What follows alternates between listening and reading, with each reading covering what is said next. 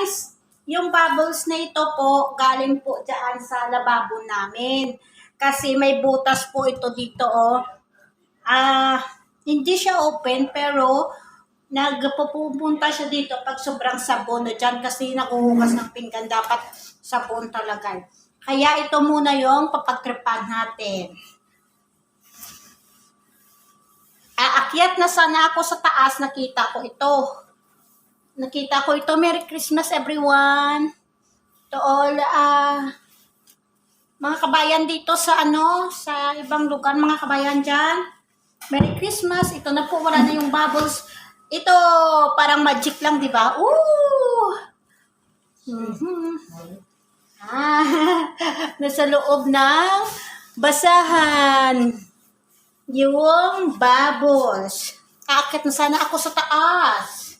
May trabaho pa ako naghihintay doon, guys. Bye-bye na muna.